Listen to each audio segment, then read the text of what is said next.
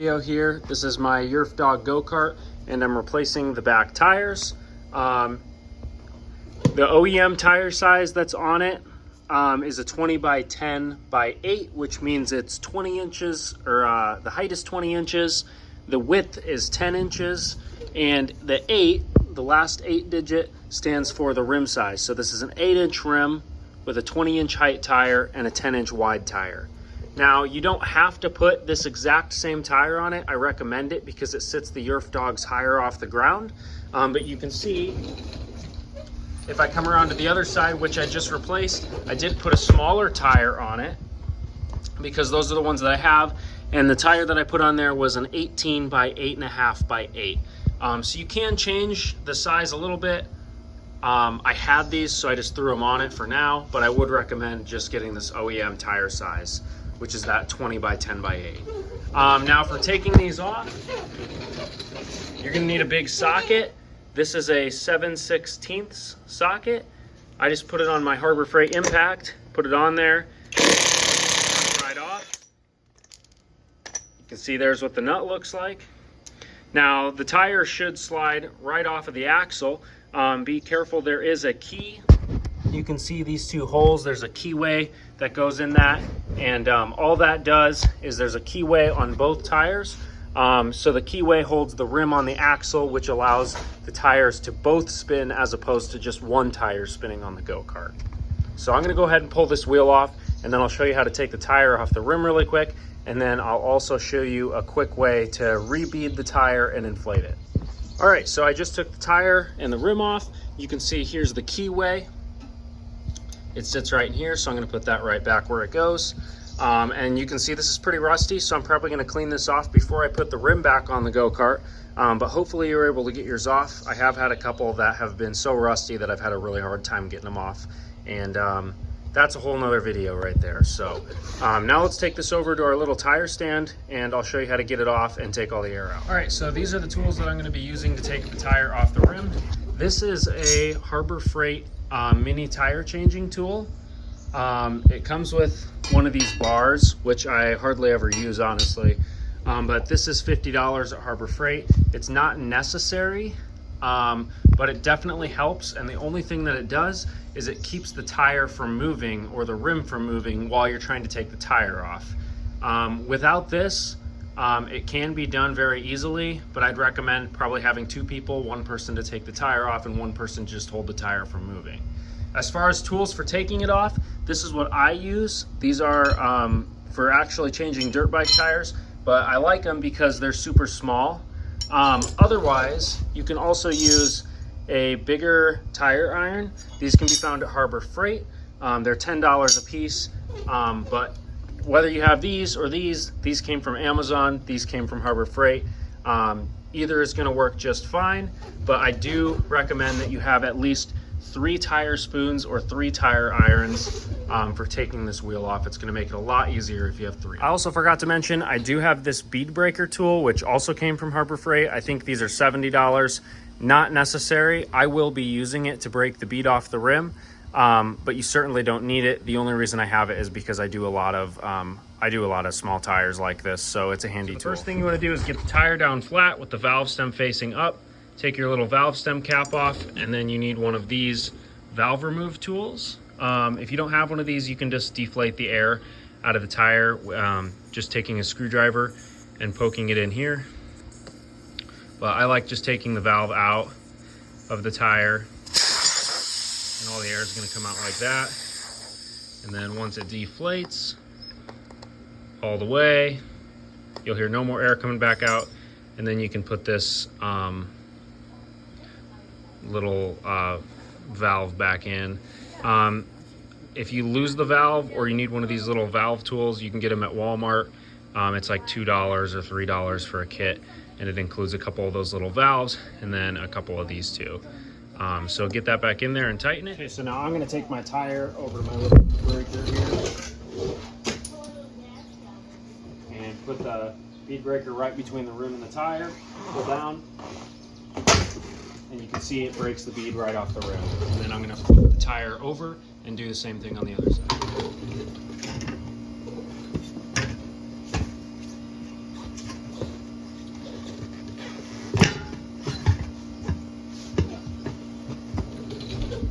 So now the way I kind of do it, and it doesn't have to be done this way, this is the way I do it though, is let's see if I can get this at an angle where you can see it. I'll put a gap there, I'll kind of pull the tire up, and then I'll kind of just step on this little log that I've got this thing bolted to, get my fingers in here, and just kind of pry the tire off, just like that. And that's how I do it. You could also flip it over and then try to get your tools in there and get the other side of the tire out and then pull the rim out. But I think that's the easiest way to do it, is to just leave it on there, and then once you get the first side out, pull it up and then just rip it off. So now that's what the rim looks like. Now we'll put the new tire on. Let me go grab the new tire. All right, so here's my new tire. You can see it's been sitting around for a while.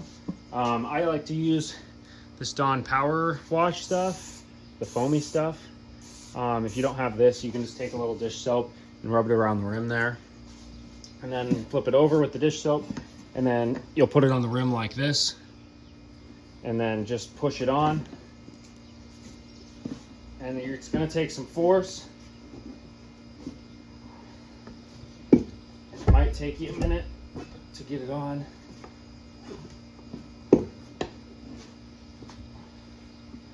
And then sometimes, once you get it on quite a bit, see if I can turn that so you can see it. It's fairly well on. It's on up till here and then on. So it's about a little more than halfway on, probably like 60% of the way on the rim. If I can't get it anymore, which sometimes I can, just by going back and forth, then I'll take, so now it's about 70% of the way on. I'll take this tool. I like this one because it has a curve in it, and I'll stick it in here and grab the rim. Like that. And then I'll kind of force it on.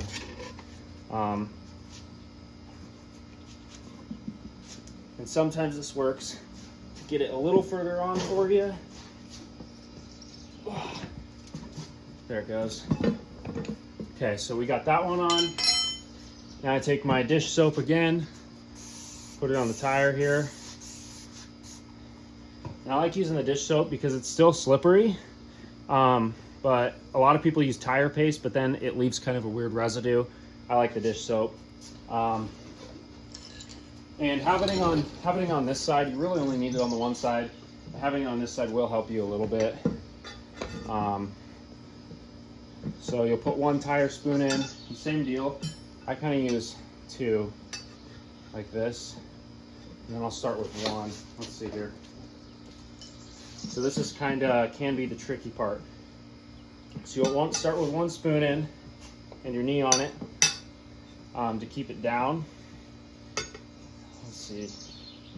I gotta figure out where I want to place these spoons. Usually, like, for me, a little less than half, like opposite for the tire spoons. Let's see if I can get it in there. And this, you want the curved side down because you're going to be using the rim as your leverage to keep it up. Okay. Let me shove this on a little bit. Now I got to keep my knee up against it for pressure. Get it in there. Kind of lift that down, and once I get it down like that, I usually shove my knee in it. Sometimes they go on easier, and you got to keep a spoon over here too. Otherwise, it's just going to lift on you as you go around. Get your knee into it, put that down, get that down there.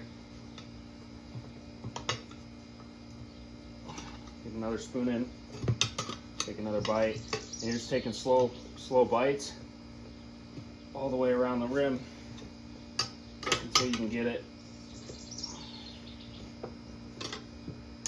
Might have to take a little bigger bite right there. And sometimes having the longer tire irons gives you a little more leverage, which is nice too.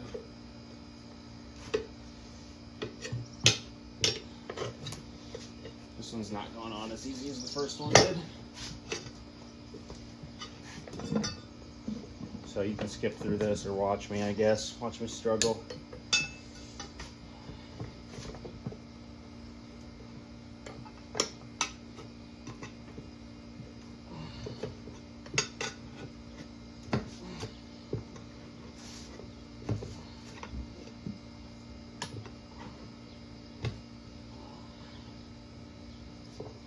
try to get this in and then maybe hold it. And then use a second spoon. The dish soap actually isn't helping me that much because it keeps slipping around my spoons. Okay, now I got a good solid bite. All right, that was a good one. Keep my knee on it here. There it is. All right, and my knee made a little dent here. It's all right, that'll come out. So now I'll unscrew it and then I'll show you an easy way to inflate it. All right, so I use starting fluid and a lighter to set the bead on mine. You're gonna wanna hook up a tire inflator to it right away because as soon as you do this, it's gonna deflate pretty rapidly. Then you only need, I can't stress this enough, just the littlest, ittiest little bitty squirt of this. Some people like spray a ton of it and that can be really dangerous. But if you just take a little squirt, just like that, that's plenty. And then just hold it open and I'm gonna light it and it's gonna inflate and set the bead really quick.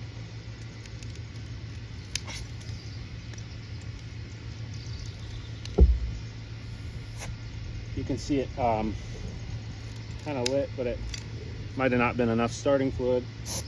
Spray a little more in there, light it. There, it set the bead. You can check both sides really quick. You can see the bead set. And then, like I said, it's gonna deflate pretty rapidly. So you're gonna wanna start pumping. And these tires that I put on, I think the max pressure is 22 PSI, so I'll probably do like 18 or so.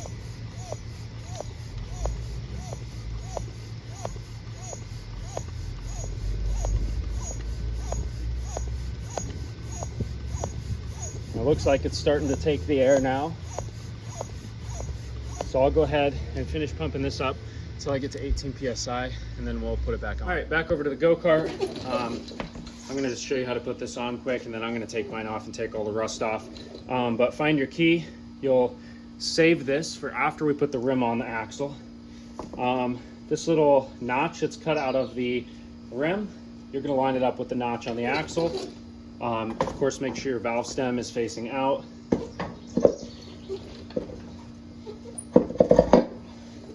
Just like that, line your rim up. Take your key, make sure you can see this all right. Yeah. Slide your key in. And then the key you might have to tap with a hammer a couple times if you can't get it in. So let me grab one of those. All right. Tap my key in here.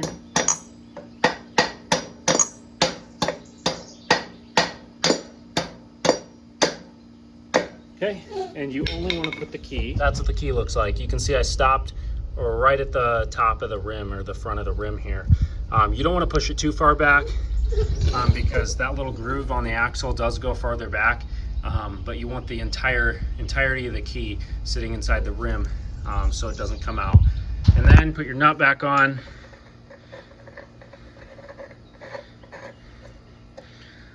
Crank her down. Just like that. And it doesn't have to be super tight, just tight enough where you can't wiggle the tire back and forth like this. So that's tight, but I'm just gonna make sure one more time. Plenty tight. Now on the right side of the go-kart, it's spinning, the tires are of course spinning this way, so this is always gonna be tightening. So this isn't the one that's normally the issue. Normally the one that comes loose is gonna be your left side, right? Because this bolt is regular thread, it's not reverse thread. So with the tires spinning to the left, it's spinning the nut to the left, and over time the left wheel can loosen on the back of these go-karts. I suppose the same on the front, but they don't have as much torque from the engine. So it's usually this back left one that loosens up if it's gonna be loose. Anyways, that's 2 new tires on my Yerf Dog go-kart. Comment if you have any questions. I might not see it, but if you do, feel free to leave a comment. I might see it, I might get the notification. So hope that helps, and have a good day.